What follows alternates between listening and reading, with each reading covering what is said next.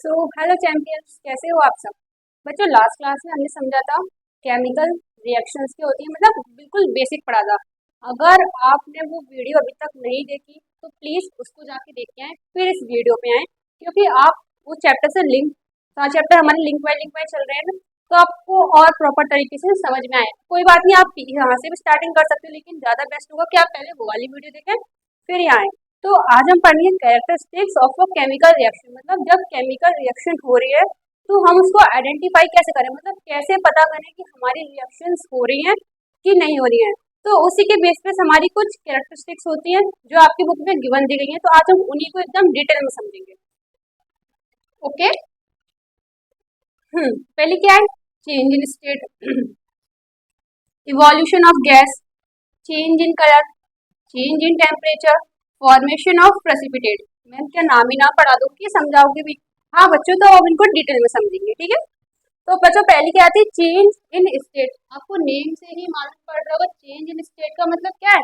मतलब सॉलिड से या फिर वो लिक्विड में जा रही है, फिर लिक्विड से गैस में आ रही है, मतलब स्टेट चेंज कर रही है अपनी। तो the physical state of a substance change, solid, liquid, gas. अगर कोई रिएक्शंस में हमारी स्टेट चेंज हो रही है तो हम उससे भी पता लगा सकते हैं कि हमारी इसमें क्या हो रही है, केमिकल रिएक्शन। जैसे कि समझ सकते हैं कि एग्जांपल के थ्रू H2 प्लस O2 दोनों क्या है हमारी? गैसेस। दोनों गैस है और ये मिलकर हमारी क्या बना रही है? वाटर। वाटर बना रही है कि नहीं बना रही है। अब आपको ये बताना है ये फिजिकल चेंज है कि केमिकल चेंज है। इसका आंसर जल्दी से कमेंट सेक्शन में बताओ, ठीक है। दोनों मिलकर क्या बना रही है? देखो यहाँ पर हमारा क्या था? गैस, लेकिन वो किस में कन्वर्ट हो गया? लिक्विड में। तो हमें क्या मिला? अगर कोई रिएक्शन में हमारी स्टेट चेंज हो रही है तो मतलब वो क्या करिए? हमारी केमिकल रिएक्शन करिए। अब नेक्स्ट क्या है?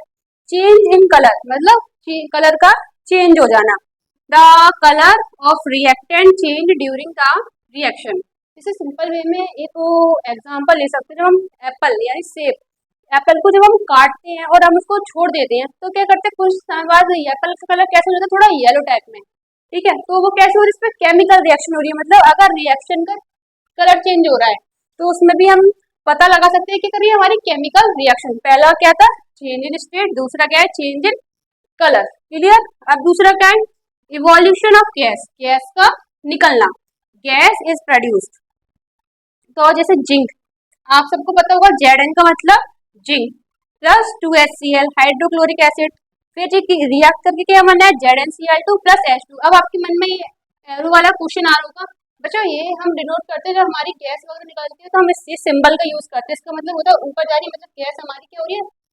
इवोल्यूशन हो रहा है, मतलब गैस हमारी क्या हो रही है? निकल रही है। क्लियर। अब क्वेश्चन आता है, आप देख सकते हैं बच्चों, ये रिएक्शन हमारी बैलेंस में है, यहाँ हाइड्रोजन भी 2 है और ऑक्सीजन भी 2 है, लेकिन ये अनबैलेंस है।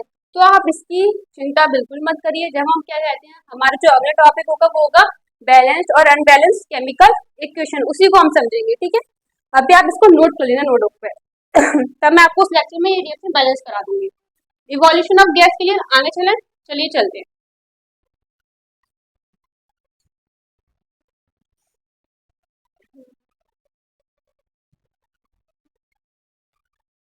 तो अगला कैरेक्टर है बच्चों हमारा चेंज इन टेम्परेचर, ठीक है।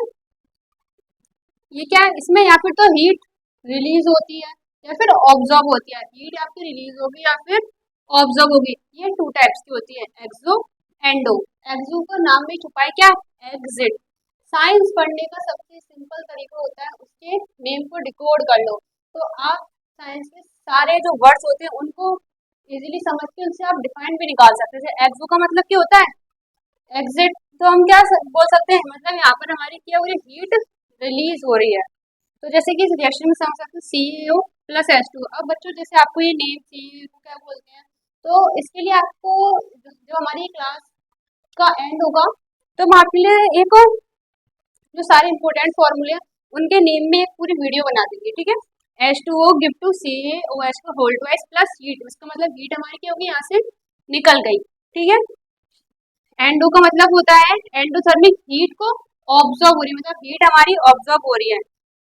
CaCO3 plus heat give to CaO plus CO2।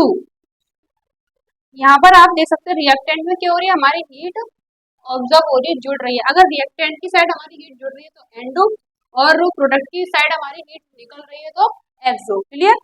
अब नेक्स्ट और last character, formation of precipitate. Precipitate नाम बहुत बड़ा लग रहा है, लेकिन होता क्या है देखो, an insoluble solid is formed in a solution. मतलब सॉल्यूशन में क्या बन जाना, एक इनसॉल्युबल पार्टिकल का बन जाना, और वो किस फॉर्म में होगा, सॉलिड फॉर्म में। इसी को हम क्या बोलते हैं, प्रेसिपिटेट। जैसे कि AgNO3 NaCl। अब देखो बच्चों, आप देख सकते हैं ये एरो हमारा कहाँ जा रहा है, नीचे। अगर आपको किसी भी रिएक्शन में नीचे जाता हुआ एरो दिखो तो समझ जाना उसमें क्या हो रहा है, हमारी प्रेसिपिटेट बनना है। और क्या बनेगा, NaNO3। अगर ऊपर जा रहा है तो गैस निकल रही है, नीचे जा रहा है एरो तो प्रेसिपिटेट। अब लास्ट क्वेश्चन आता है, क्या ये सारे स्टेप सारी रिएक्शन में देखने को मिलते हैं, तो इसका आंसर है नहीं।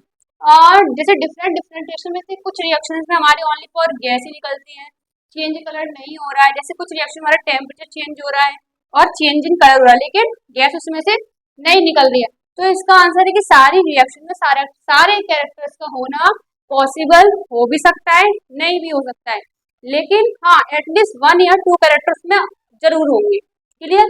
तो आप इसके थ्रू पता लगा सकते हैं कि हमारी रिएक्शंस हो रही है कि नहीं हो रही है। और जो मैंने लास्ट में जो आप वो वीडियो में जो मैंने आपको क्वेश्चन दिया था, उसका आंसर मुझे जल्दी बताओ, वो हमारी कैसी रिएक्शन थी, फिजिकल की केमिकल चेंज। और मिलते हैं आपसे अगली क्लास।